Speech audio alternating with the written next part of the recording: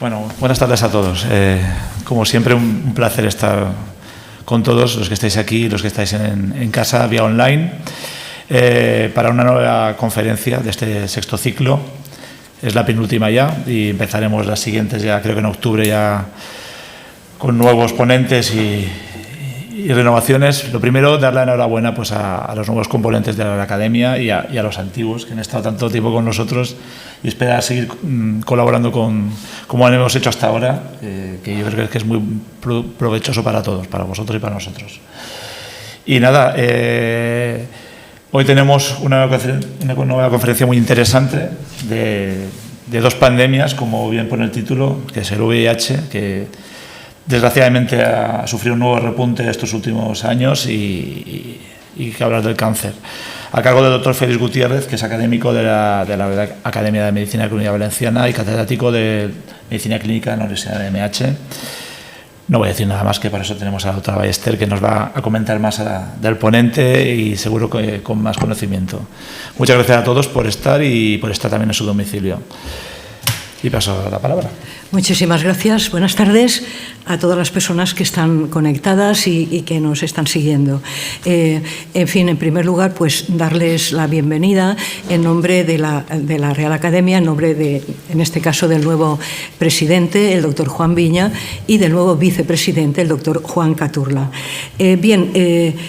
Como ha comentado el vicepresidente del colegio, es un placer. Yo creo que está siendo extraordinariamente provechosos estos ciclos de conferencias por la retroalimentación que luego tenemos de lo que nos están comentando. Bien, en este caso es un honor presentar al doctor Félix Gutiérrez Rodero, que ya tuvo la generosidad de estar con nosotros en la edición del 2022. En ese caso íbamos, porque revisé el otro día, íbamos todos con mascarilla, por razones obvias, y en ese caso la conferencia se llamaba Tratamiento de las infecciones por virus respiratorios, lecciones aprendidas de la COVID-19, ¿no? Estuvimos aquí el doctor Torrús, claro, naturalmente dentro del área de infecciosas, y yo misma, ¿no? Voy a ser muy sintética en cuanto a la presentación de nuestro conferenciante. Es académico correspondiente de la Real Academia de Medicina de la Comunidad Valenciana desde hace 10 años, desde el 2016. Catedrático, como ha comentado el doctor Bataller, y director del Departamento de Medicina Clínica de la Universidad Miguel Hernández. Es también director de una cátedra institucional de la propia universidad sobre enfermedades infecciosas.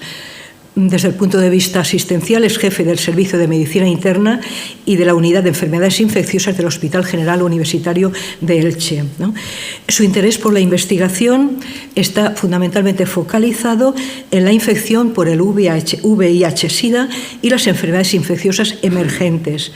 Es investigador tanto del grupo CIBER, del Centro de Investigación Biomédica en Red, creo que el grupo se llama CIBER-Infect,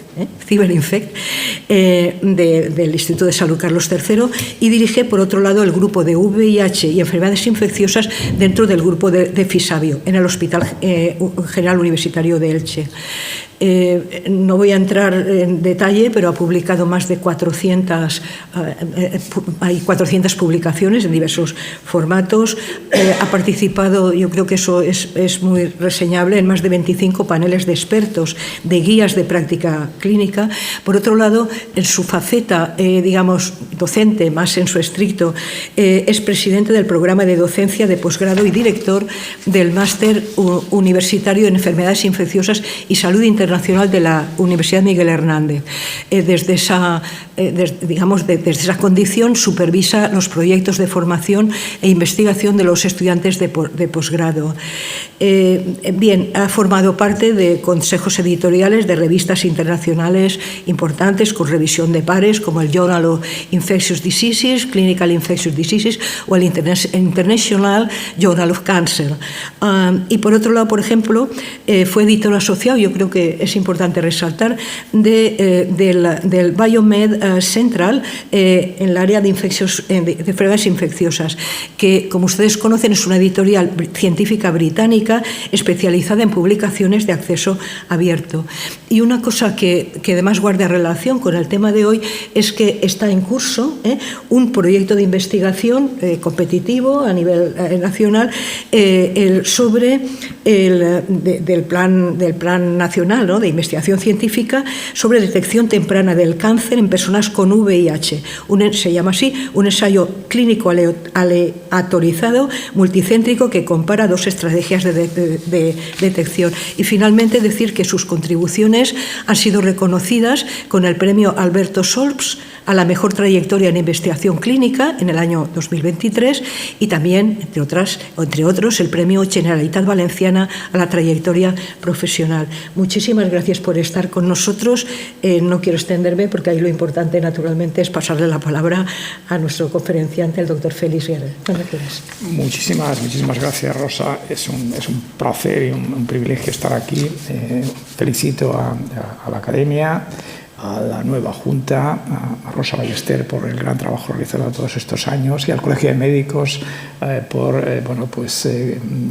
la iniciativa de este ciclo de conferencias. La verdad es que no puedes negarte cuando te invitan a una cosa como esta y una persona tan generosa como ha demostrado en la presentación como la profesora Rosa Ballester, una referencia para todos en esta provincia. Cuando venía hablaba con una de mis compañeras, con la profesora Marmasiá, y tenía una admiración y un respeto enorme. Y es decir que para mí es un privilegio, que no podía decirte que no, nunca podría decirte que no. Y bueno, pues el tema que vamos a tratar, pues como ya he dicho, nos interesa particularmente. Y no sé, si me permitís, si me pongo de pie, porque estoy más cómodo de pie.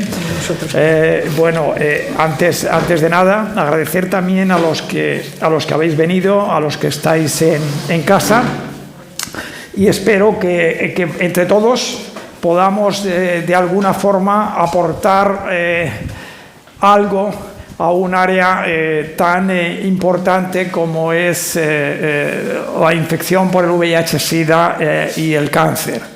El título, cuando la profesora Ballester me planteó esto, pues se nos ocurrió que este podía ser el título, la confluencia de dos pandemias.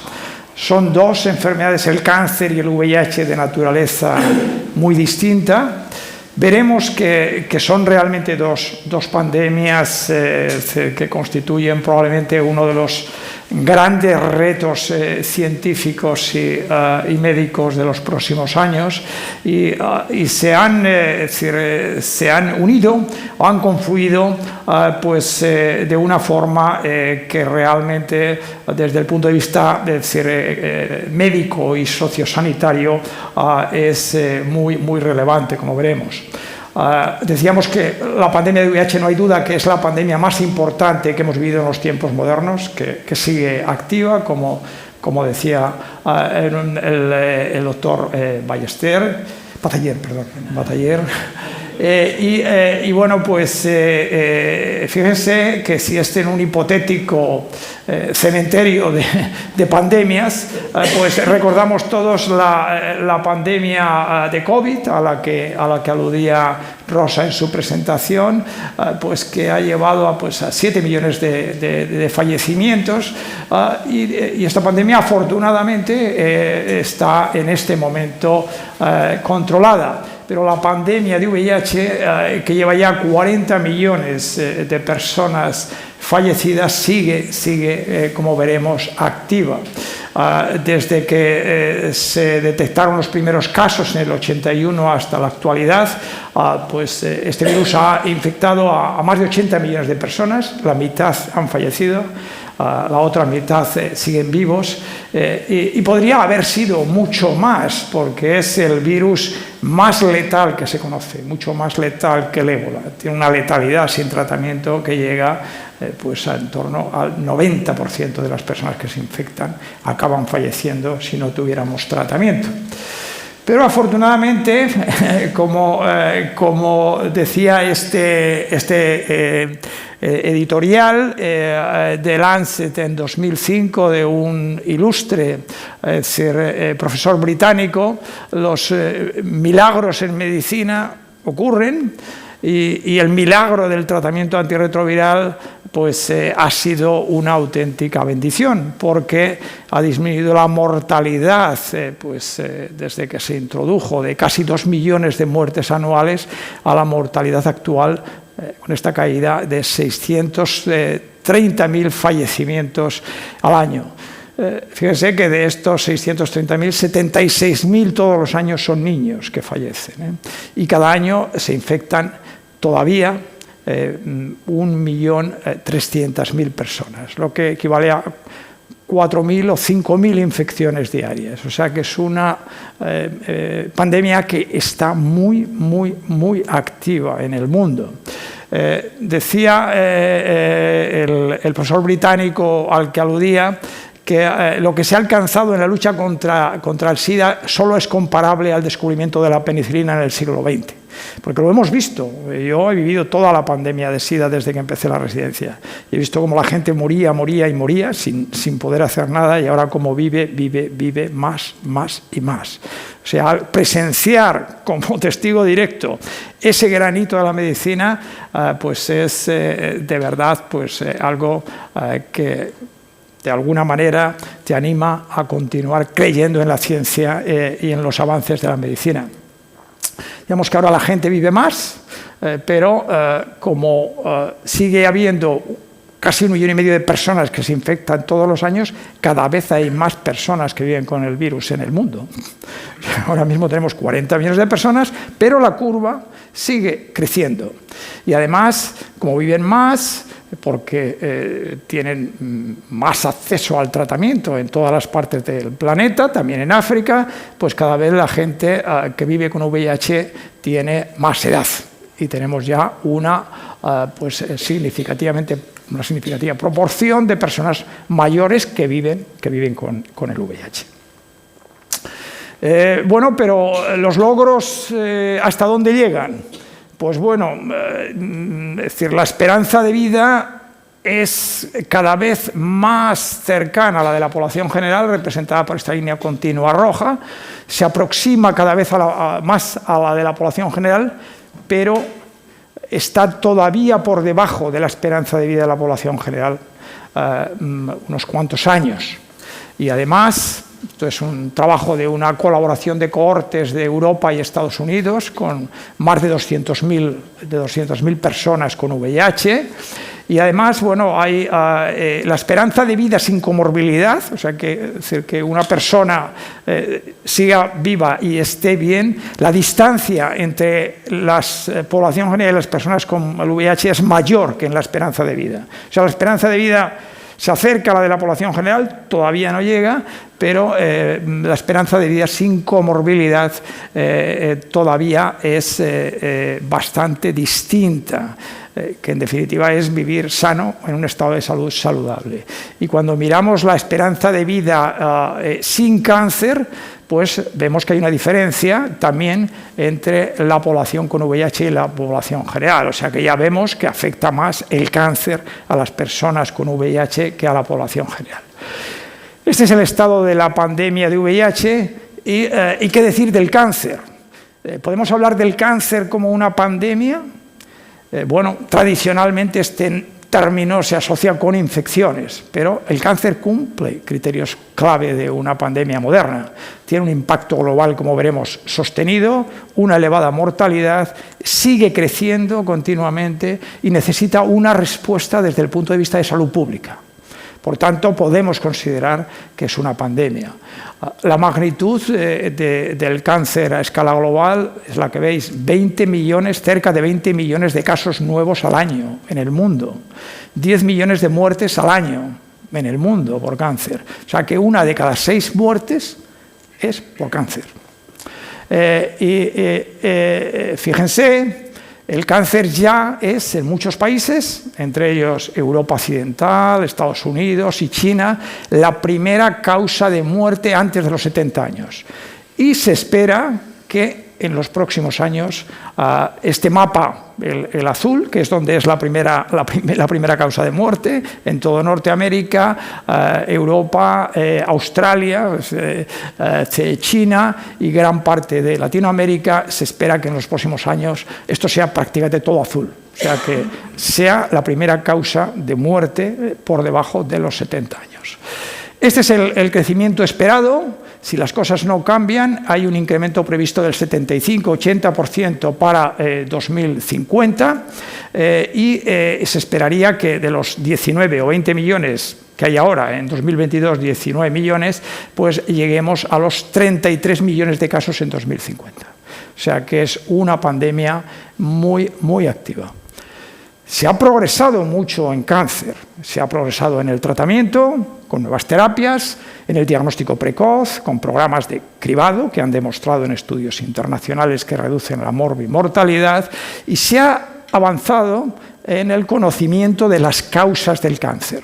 Se sabe con mayor precisión cuáles son los factores de riesgo y por eso los programas de prevención pueden ser cada vez más eficaces.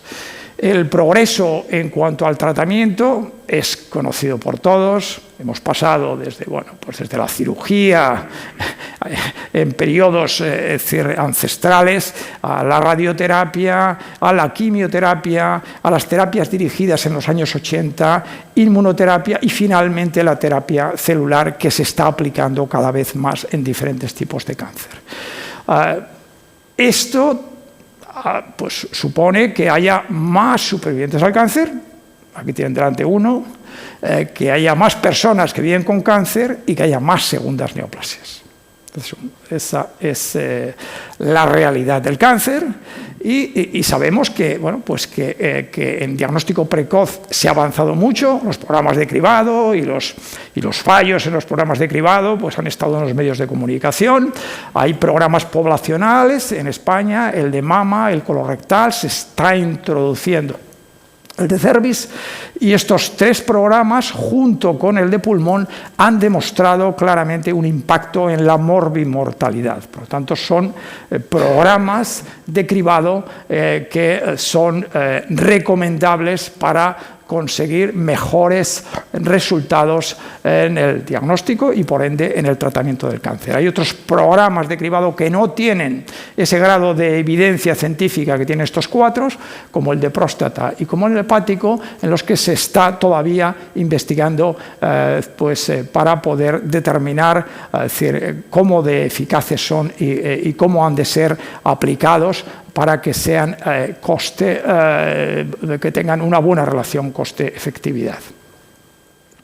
Bien, estos son los programas tradicionales. Sabemos los programas tradicionales, la complejidad, la dificultad, las limitaciones que tienen, pero repito que son eficaces, pero estamos entrando en la etapa de la ómica, de la genómica, de la metabolómica, de la proteómica y existen datos ya muy prometedores de nuevos test de cribado que pueden permitir la detección en muestras de sangre de algunos tipos de cánceres. Estos estudios los detectan, estos marcadores son patrones de metilación del DNA genómico, y ya se ha publicado algún estudio potente como el Pathfinder que incluyó a 1.632 pacientes, y con estos test de multidetección de cáncer en sangre, pues en este estudio se encontró una señal en 92 pacientes y de ellos 35 fueron diagnosticados posteriormente de cáncer. O sea que estamos en la etapa en que los biomarcadores pueden mejorar mucho más el diagnóstico precoz del cáncer y de una forma probablemente más simple que algunos de los procedimientos que tenemos hoy para el cribado de algunos tipos de cáncer. Decía que más avances en la terapia, avances en el diagnóstico precoz y avances en el conocimiento de los factores de riesgo. Si preguntamos qué produce el cáncer, pues habrá mucha gente que dice, pues no se sabe lo que produce el cáncer.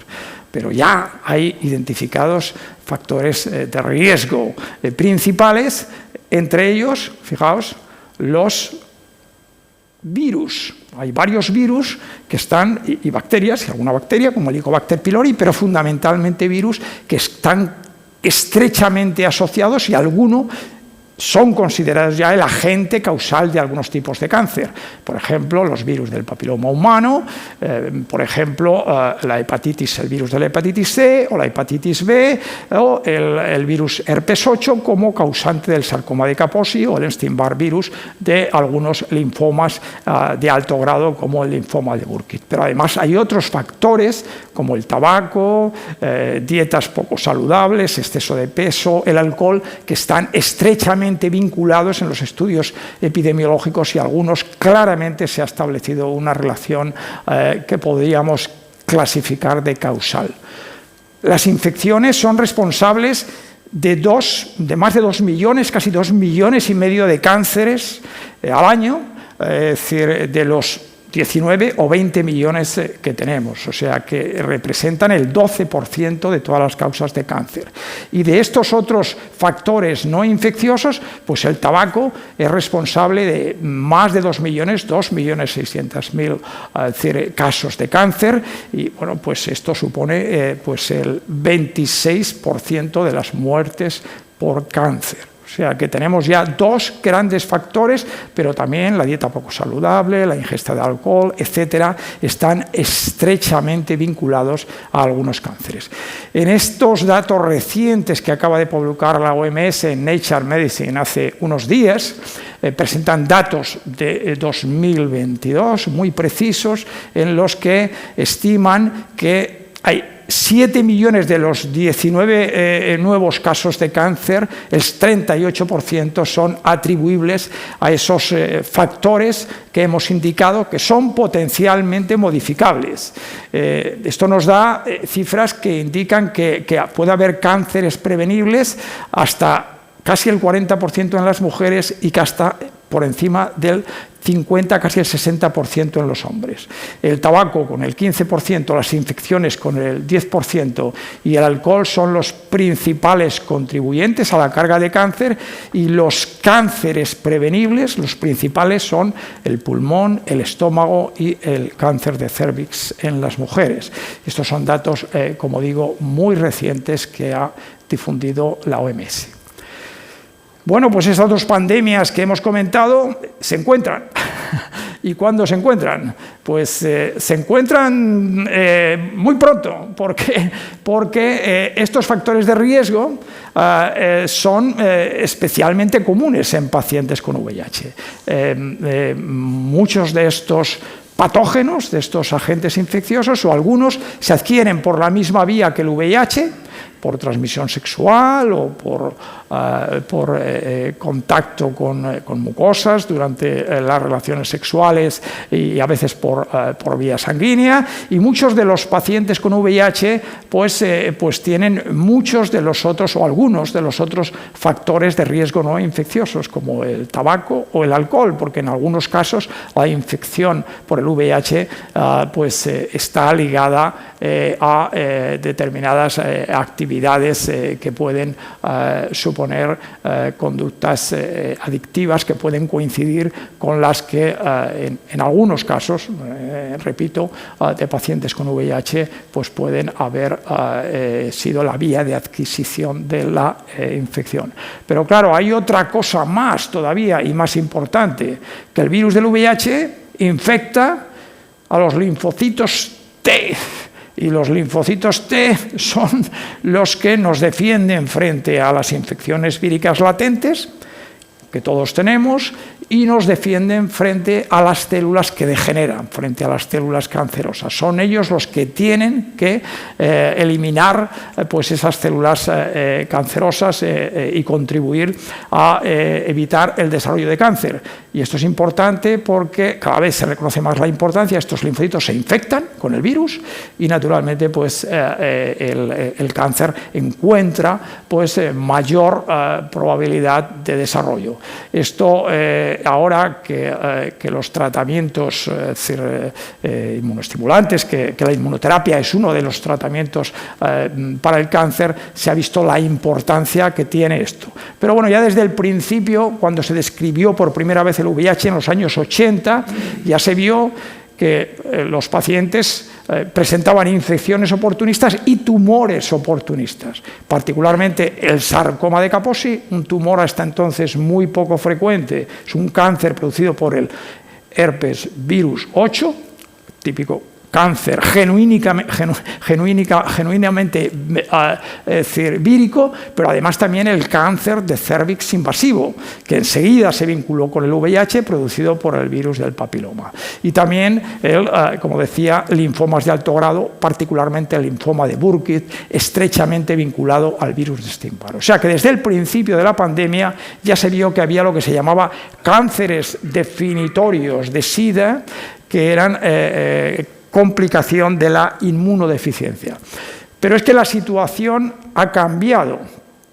Gracias al tratamiento antirretroviral, los pacientes viven más, es decir, están menos inmunodeprimidos porque se consigue, es decir, inactivar el virus y se recupera la inmunidad, y algunos de esos cánceres que se veían al principio, como el Kaposi o el linfoma no Hodgkin de alto grado, ya son menos frecuentes. Pero fíjense que en esta revisión sistemática y metaanálisis potente publicado por el grupo Lancet en 2022, cuando analiza cuál es la situación ahora de los llamados cánceres no definitorios de SIDA, porque ya no están relacionados tan estrechamente con la inmunodepresión y aparecen ya décadas después de que el tratamiento antirretroviral pues se haya generalizado y la mayor parte de los pacientes reciban tratamiento. Pero aún así vemos que hay, esto es comparando la incidencia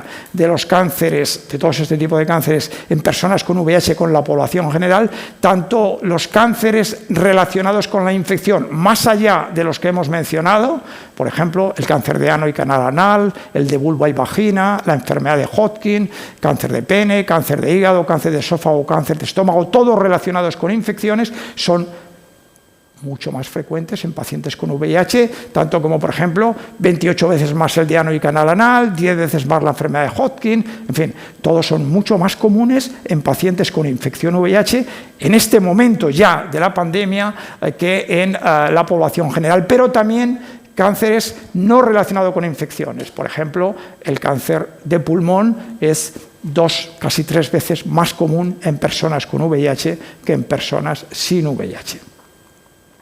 Y no solo que son más comunes, sino que en este estudio de la cohorte norteamericana NACOR, que tiene muchos pacientes, se ve que aparecen también en edades más precoces en las personas con VIH que en las personas sin VIH, con una diferencia etaria ajustada pues de hasta entre 5 años algunos, como el cáncer de ano, por ejemplo, hasta pues 3, 4 o incluso más años en algunos otros cánceres.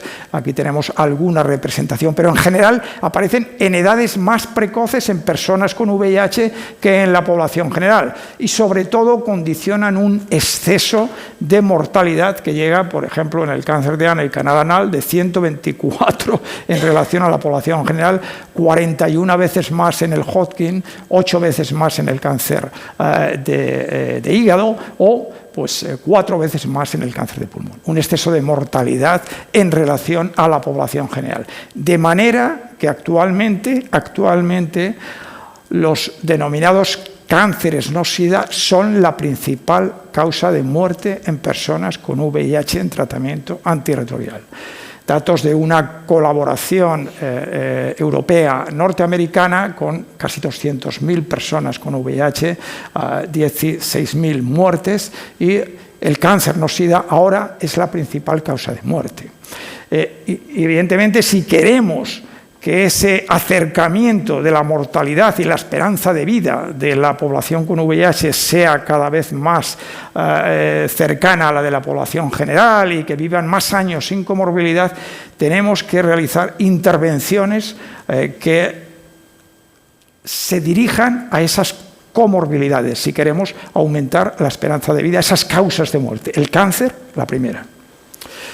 ¿Qué podemos hacer? Bueno, en este estudio que comentábamos del Nature Medicine, del que se han hecho eco pues, varios medios de comunicación, lo que nos recomiendan es reducir la exposición a factores de riesgo modificables, priorizar intervenciones específicas frente al tabaco, la vacunación para aquellos microorganismos que se asocian con el cáncer, como el papiloma, los programas de cribado y realizar enfoques que sean sensibles a género, o sea, que se adapten a género, porque en este caso y en otros muchos hay muchas diferencias entre las mujeres y los hombres, porque hay cánceres que aparecen en mujeres y otros que aparecen en hombres, y la frecuencia con la que aparecen los distintos tipos de cáncer es distinta en unos en otros. Y bueno, pues más datos, perdonad, pero bueno, son datos de grandes cohortes, datos de los Estados Unidos, de registros de VIH y de cáncer, y que nos dicen que realmente las muertes atribuibles a cáncer ya en este momento, por los cánceres no definitorios de SIDA, superan ampliamente a los definitorios, y dentro de este 9% de muertes ya atribuibles, pues tenemos cánceres como el de pulmón, causante de 2,4% de las muertes, pues el de hígado, el de ano, el colorectal, el de mama y el de próstata, o el de cervix. ¿Y qué tienen en común todos estos cánceres? Pues que son cánceres cribables, se pueden cribar, se pueden diagnosticar precozmente. Estamos ante una población que tiene mayor incidencia de cáncer, los cánceres aparecen antes, condiciona un exceso de mortalidad notable en relación a la población general y son la principal causa de muerte en los pacientes con VIH. Bueno, pues las recomendaciones de cribado en este momento que se siguen en pacientes con VIH son las mismas que las de la población general, porque hay muy pocos datos científicos de los programas de cribado en pacientes con VIH. Se siguen recomendaciones, las sociedades científicas nuestras, la europea, pues sigue recomendaciones pues, parecidas a las de la población general, o bueno, idénticas a las de la población general. De bueno, pues vamos a ver, probablemente es poco, porque con la incidencia que tienen de cáncer, con la edad a la que aparecen, porque los programas siempre se adaptan a edades que aparecen precozmente y con el exceso de mortalidad pero bueno, a ver si por lo menos este tipo de cribado se hace. Bueno, pues hicimos una encuesta nacional, nuestro grupo, y vimos el grado de implementación del cribado de cáncer en España hace un par de años. Y bueno, pues nos encontramos pues, con lo que ya esperábamos, es decir, que incluso en los centros de más de 500 camas, pues la implementación de los programas de cribado es subóptima. Pues fijaos, programas de cribado de cáncer que son poblacionales y deberían de realizarse en toda la población, pues en los pacientes con VIH, en el mejor de los casos, el colorectal, menos de la mitad de los casos. En el cáncer anal, el 50%, pero en el cáncer de pulmón, solo el 17% de las personas con riesgo elevado de desarrollar cáncer de pulmón se cribaban. Las razones que argumentaban los médicos que participaron en el estudio era la falta de recursos materiales y humanos, y nos sorprendió que algunos argumentaban la falta de evidencia científica, o por lo menos que ellos no tenían conocimiento de una evidencia científica suficiente como para implementar estos programas de cribado. Solo voy a poner dos ejemplos para no cansar, de dos cánceres particularmente característicos en este momento en pacientes con VIH. El cáncer de pulmón El cáncer no-sida de mayor incidencia, agrupando ambos sexos, ya lo hemos dicho, 4 veces mayor mortalidad que en la población general, y el cáncer no-sida con mayor tasa de mortalidad atribuible en este momento, el cáncer de pulmón en los pacientes con VIH. Hay 2 grandes estudios internacionales potentes con miles de pacientes que demuestran que el TAC de baja radiación reduce la mortalidad en la población general.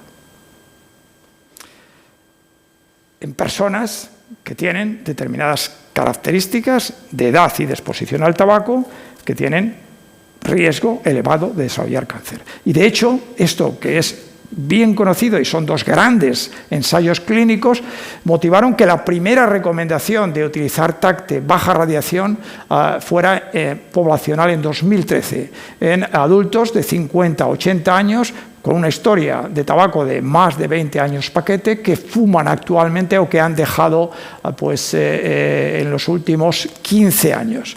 Esta es la recomendación, que seguimos, en principio deberíamos seguir también los pacientes con un VIH, porque no tenemos datos que nos hagan pensar que por qué estos pacientes han de estar excluidos de un cribado como este. Ya dijimos que en España, en nuestro caso, tenemos un 17% de implementación de esta estrategia de cribado que se ha demostrado que es insuficiente en pacientes con VIH, pero ni siquiera esa estrategia de población general se hace. ¿Por qué no se hace? Bueno, habréis visto la polémica que ha habido en España sobre el análisis que se ha hecho del cribado de cáncer de pulmón. De alguna manera, el Ministerio encargó un estudio a unos investigadores que acabaron concluyendo que no estaba claro el beneficio del cribado del cáncer de pulmón por la posibilidad de falsos positivos, sobrediagnósticos y un alto coste. Esto ha retrasado un poquito la implementación de estos programas que poco a poco se están implementando en España, y todas las sociedades científicas, de forma unánime, han reclamado a la Administración la implementación de esta estrategia de cribado para luchar con una enfermedad tan devastadora que sigue siendo como el cáncer de pulmón, incluyendo las sociedades de cirugía torácica, de oncología médica, etc. La evidencia científica es sólida y respalda la utilización de estos programas en Europa. El segundo cáncer es el cáncer de ano, una situación especial, y del canal anal. Es el cáncer no-sida con mayor exceso de incidencia y prevalencia, y el tercer cáncer con mayor mortalidad atribuible. Un gran ensayo clínico publicado en el New England, realizado en San Francisco, hace ya 3 años, que nos demostró que una estrategia similar, es un cáncer muy parecido al cáncer de cervix en las mujeres, una estrategia de prevención, un programa de prevención similar al del cáncer de cervix en las mujeres, en el cáncer de ano, que trata de detectar lesiones de alto grado, HSIL, y tratarlas con electrocauterización, reduce el riesgo de progresión de estas lesiones de cáncer del 50, una reducción del riesgo de progresión de casi el 60%, el 57%. O sea, una estrategia que, que claramente ha demostrado que es beneficiosa para reducir el desarrollo de cáncer anal, y que, a pesar de todo, en fin, como vemos, en España no es del todo malo.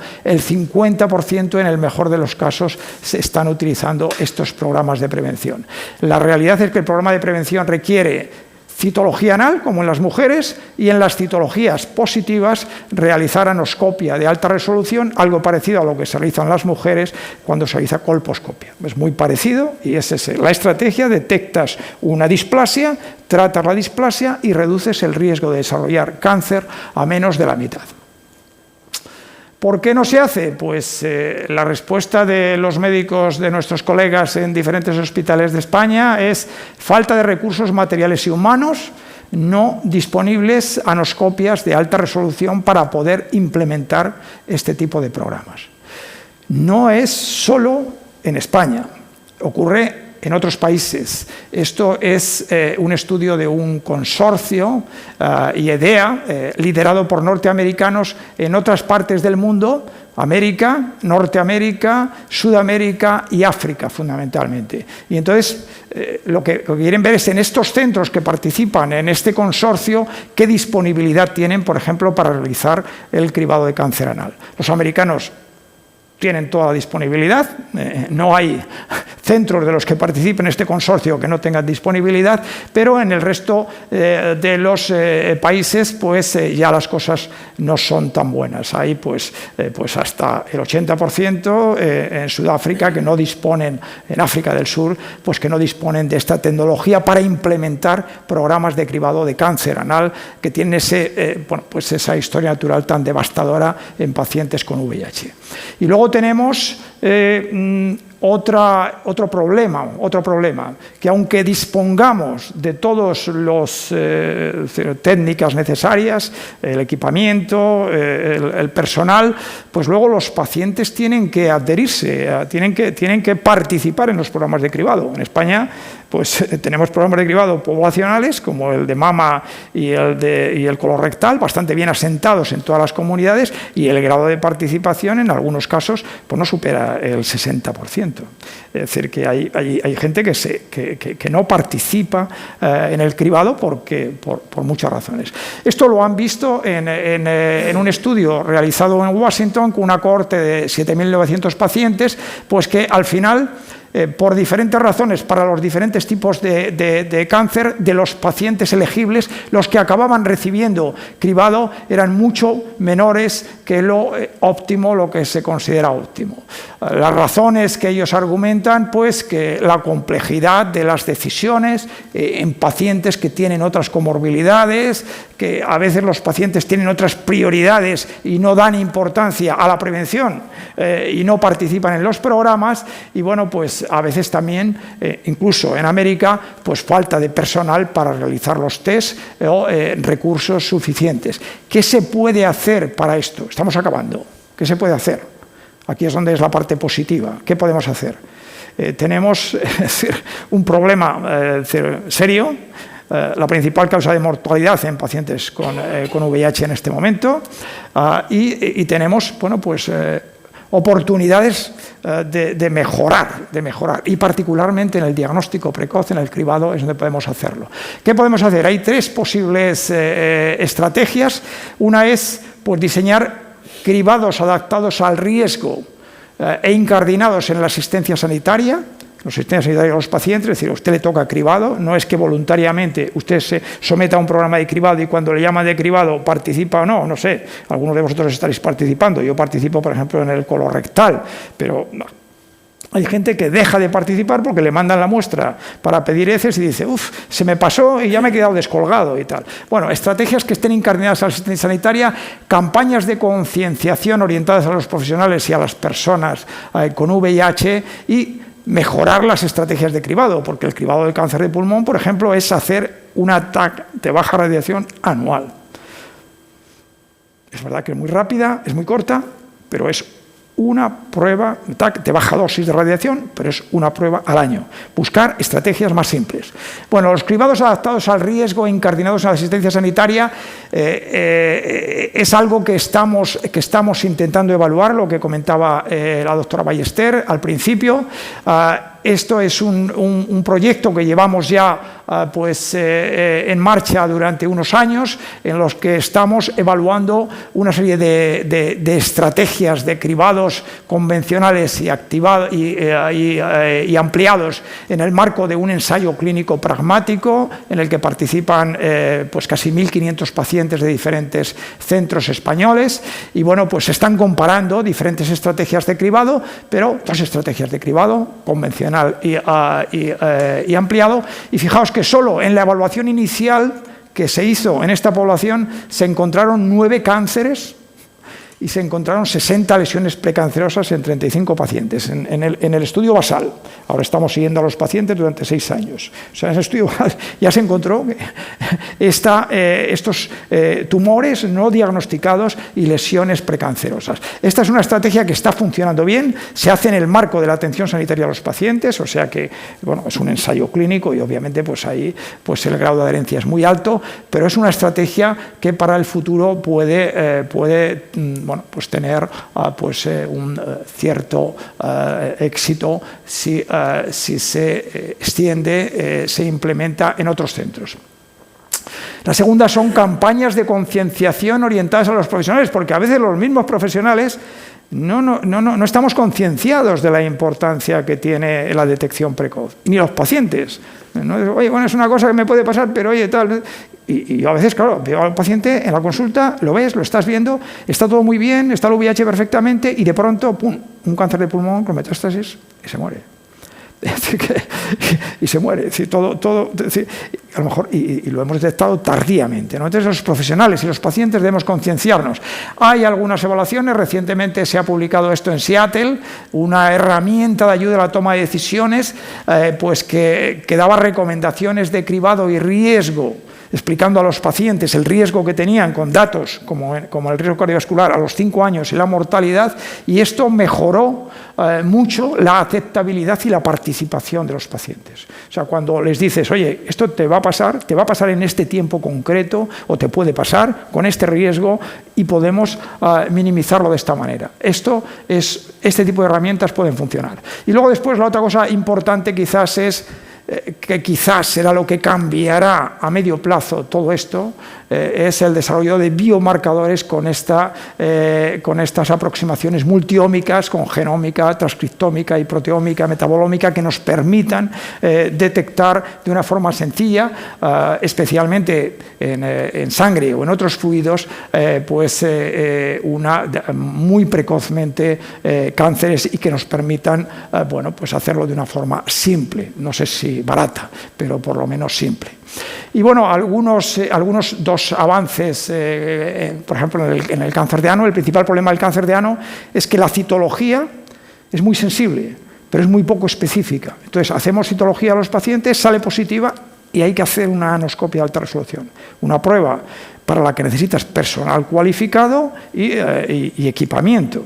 Entonces, se hacen muchas anoscopias de alta resolución que son negativas, porque la citología es muy sensible, pero poco específica.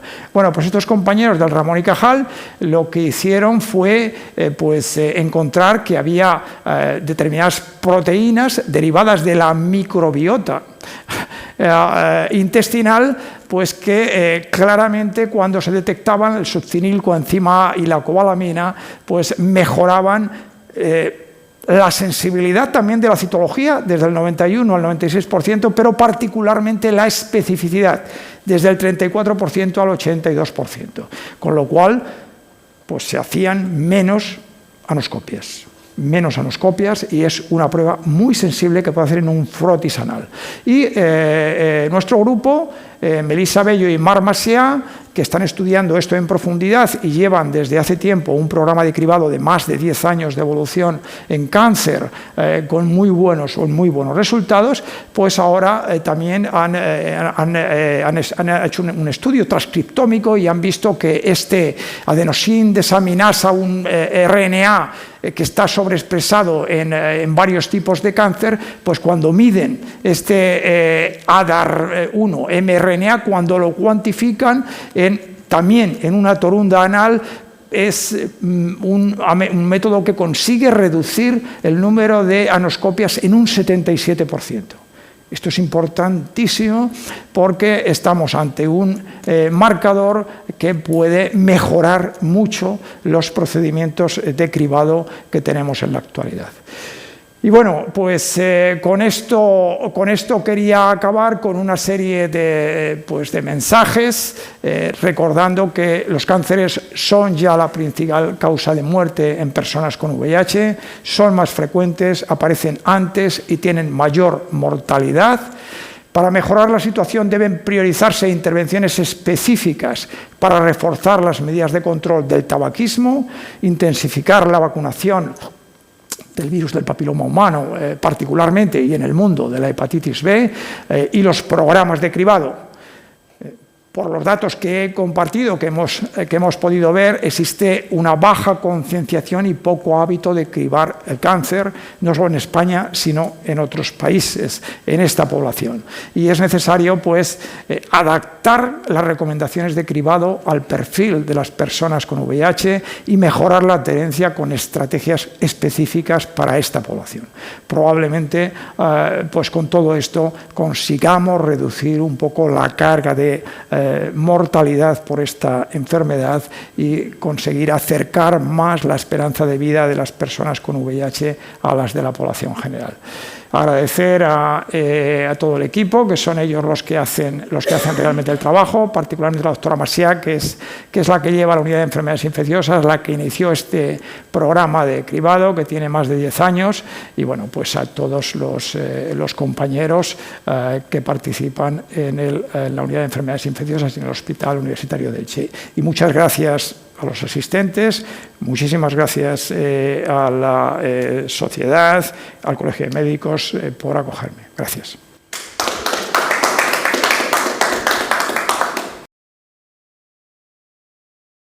Muchísimas gracias por la excelente, y no es una frase retórica en absoluto, exposición.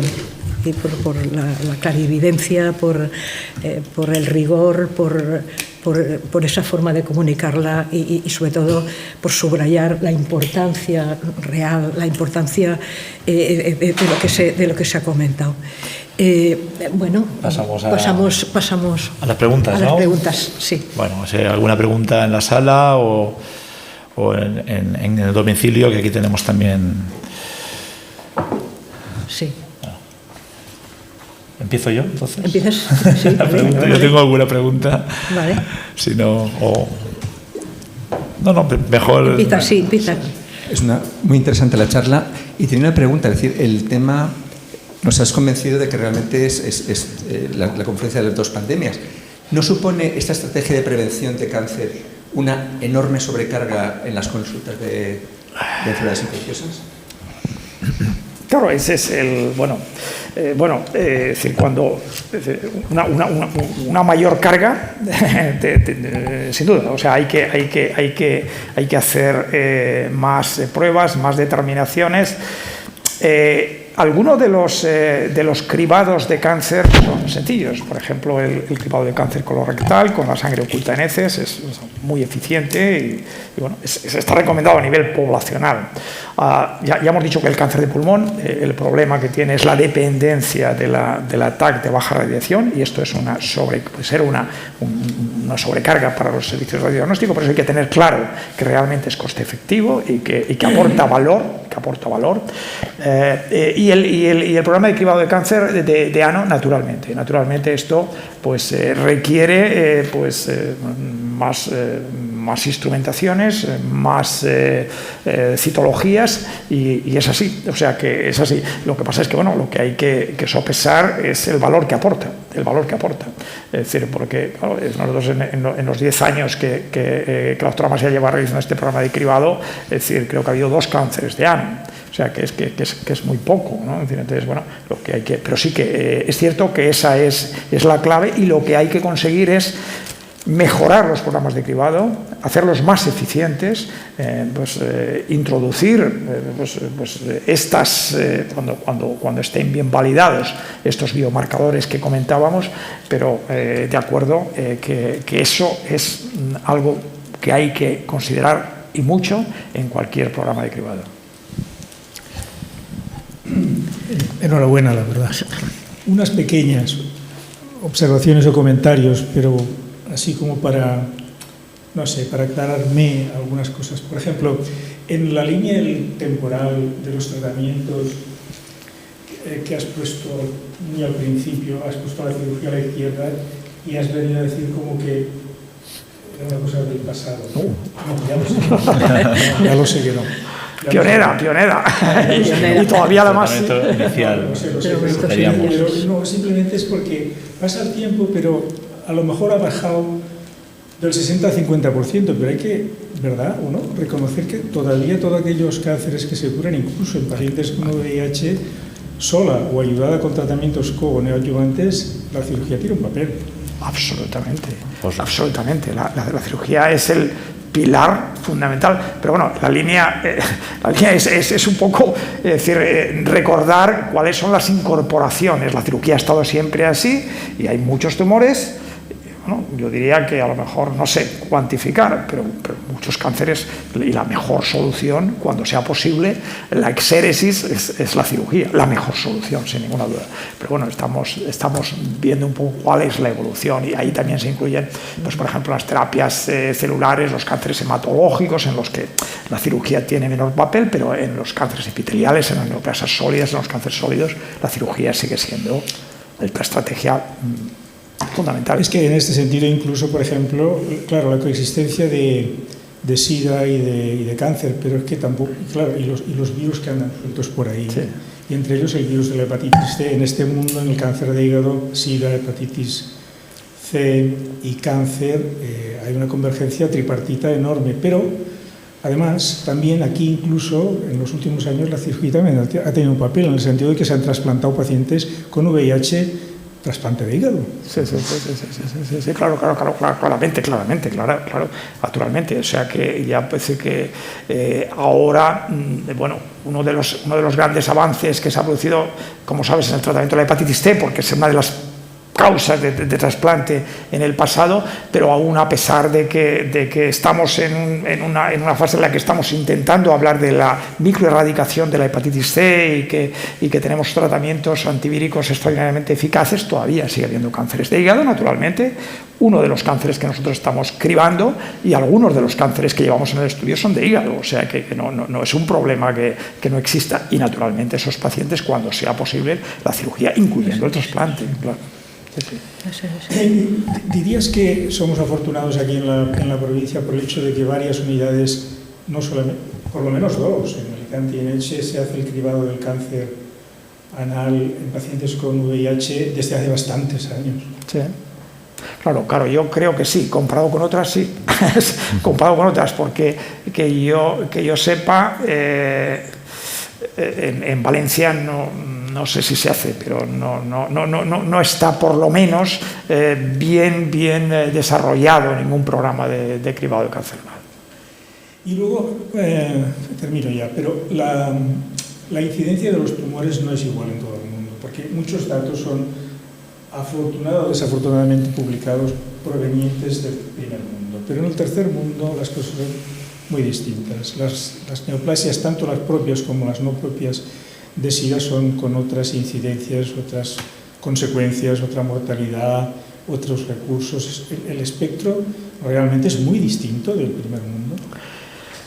Claro, los datos que nosotros manejamos aquí son datos de Estados Unidos y de Europa, es decir, y de Australia, mucho. Es decir, que los datos de cuál es en este momento la situación, claro, en África ahora mismo ya hay 30 millones de personas casi en tratamiento antirretroviral, pero esto es relativamente reciente y todavía probablemente esto no es la principal preocupación, pero en todo caso el problema es que no tenemos registros para poder realmente saber. Los registros que tenemos en Europa, en Estados Unidos, son bastante buenos para poder hacer este tipo de estimaciones, pero naturalmente que la situación es muy distinta, o debe ser muy distinta en África. Y para terminar, y volviendo al primer mundo, dicen que una de las causas principales de no seguimiento o de no prevención de los cánceres en pacientes con VIH, incluso en Estados Unidos, no es la falta de recursos, es la falta de seguros médicos. Ya. Es probable que sea así, que a lo mejor yo no estoy seguro si es decir, hay un programa, el Medicare, el Medicaid, estos programas que incluyen a los pacientes, pero yo no sé qué prestaciones. O sea, puede ser que el tratamiento antirretroviral sí que tal, pero problemas, por ejemplo, programas de cribado de cáncer anal o programas de cribado de cáncer de pulmón, es muy probable. De hecho, bueno, este dato que he presentado de Washington, sin detallar, pero al final, si uno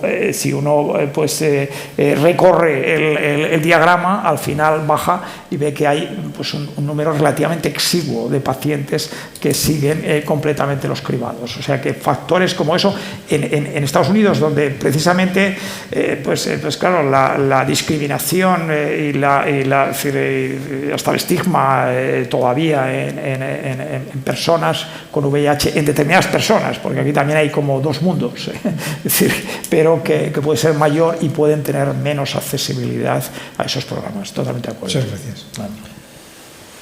Bueno, desde el domicilio, Carmen Leal le da la enhorabuena al doctor Gutiérrez y un afectuoso recuerdo. No hay más preguntas allí. No sé si aquí en la sala. Bueno, yo quería hacer una pregunta, a ver, porque hemos hablado de los cribados y me gustaría saber, a nivel de tratamiento, ya que estamos... el VIH, ¿cómo influye en la respuesta a la inmunoterapia una vez queremos tratar esos cánceres? Si hay algún estudio que relacione mayores respuestas, igual respuesta, ¿hay algo al respecto? Tiene respuesta a la inmunoterapia, por ejemplo, en el cáncer de pulmón. Claro, cualquier cáncer, ya que estamos hablando de que afecta, lo he explicado muy bien, que afecta a la linfocitopenia.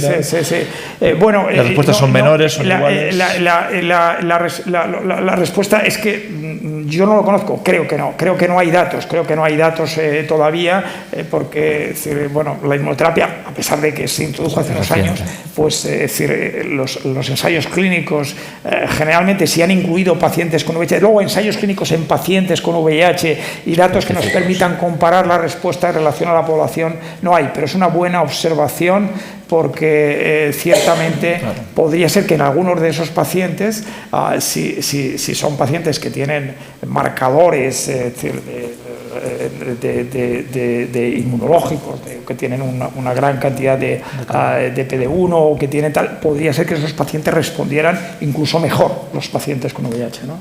Eso potencialmente. Me parecía que esa línea, ya que hemos hablado solo del cribado también, claro, que hablar de tratamiento es meterse en otro mundo, pero no, por saber un poco por dónde las respuestas a los tratamientos. Podría ser, pero es mejor, pero que yo sepa, datos científicos no hay. Y tenía una más que, bueno, es un poco desconocimiento, si se conoce la fisiopatología por la cual el cáncer no VIH así más exclusivo es el de ano. Sí. Porque... Bueno, eso es por las relaciones sexuales, fundamentalmente. Eso, porque es que había una diapositiva que hablaba tanto de hombres y de mujeres. Me pareció curioso. También hay mujeres, claro, también hay mujeres. Pero de hecho, las mujeres también hay que cribar. Sí, por eso decía que... O sea, que también el cáncer de ano no es una cosa exclusiva de hombres. O sea, es una cosa de hombres y de mujeres. Pero es verdad que es mucho más común. Es por la vía de contagio, ¿no? Sí. Básicamente. Perfecto. No sé si alguien tiene alguna pregunta más. Hasta ahora, Ballester. Bueno, pues volver a reiterar pues nuestra gratitud desde la Academia, bueno, pues por esta magnífica intervención, y seguramente dentro de nada, a lo mejor en el 8º o 9º ciclo, nos volvemos a ver. Muchísimas gracias a todas las personas que están aquí presentes y, por supuesto, las personas que están conectadas en línea con nosotros. Muchísimas gracias una vez más. Muchas gracias. Bueno, y hasta la próxima sesión, pero digo, que correrá a cargo de, digamos, la coordinación del doctor Félix Luis Casajuana, que lo tenemos aquí delante, por cierto, ¿no? Y, bueno, en la cual van a intervenir una serie de personas, una serie de doctoras, y el título es Trasplante hepático en manos de mujeres. Así que damos emplazados para el 11 de marzo para volvernos a ver. Muchísimas gracias a todos. Muchas gracias.